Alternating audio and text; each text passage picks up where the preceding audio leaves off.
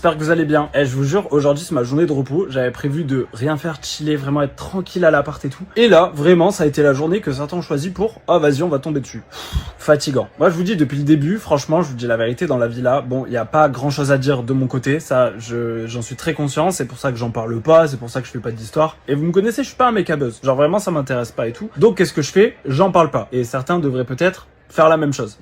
Alors me moquer de quelqu'un et dire des choses gratuites, alors là franchement non. C'est pas plaisant les gars, je vais vous dire la vérité. Si vous avez vu sur TikTok, il y a eu des trucs, dans des stories de blogueurs, il y a eu d'autres trucs. Enfin vraiment, en ce moment, j'ai l'impression que ça y est, genre ça a été la journée, on tombe dessus, j'en sais rien. Mais en tout cas, c'est fatigant. Les gars, à un moment, je vais dire un truc. C'est trop facile de parler des gens quand ils sont pas là. Il y a un moment donné où c'est fatigant que les gens se moquent des gens quand ils sont pas là. C'est trop facile. Et en plus, les gens qui quand ils sont pas là, c'est trop facile. Et en plus, les gens qui le font, c'est les premiers à te dire « Ouais, faut pas se moquer des gens quand ils sont pas là. » C'est ce que vous faites. Genre stop, on arrête. Genre je vous jure, c'est trop de faire ça. C'est une dinguerie.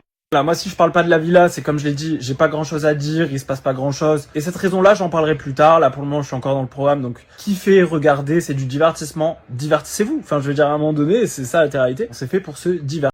À un moment donné, c'est ça la télé-réalité. On s'est fait pour se divertir. C'est voilà, c'est un peu un exutoire et il y en a certains qui regardent ça en sortant du taf, en mangeant et tout ça, pour voilà, souffler de leur journée et tout ça, vraiment faire des dramas pour rien, fatigant.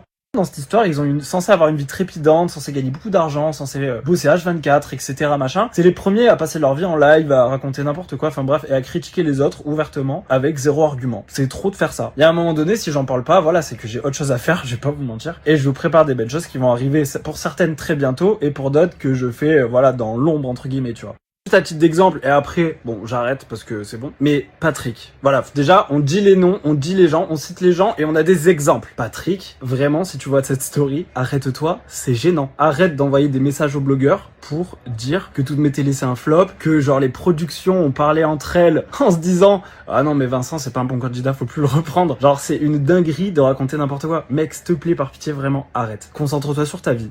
Arrête de vouloir t'enfoncer parce qu'il y a un TikTok t'as pas plu il y a quelques temps, j'en sais rien. Si vraiment tu veux me rentrer dedans, par pitié, et des arguments. Mais vraiment, le faire en soum comme ça, avec des blogueurs, vraiment s'il te plaît, ça faut arrêter. Tout le monde est gêné, donc vraiment s'il te plaît, arrête. J'espère que tout se passe bien pour vous, que vous kiffez votre journée, c'est très important. Nouvelle semaine qui commence, bonne rentrée.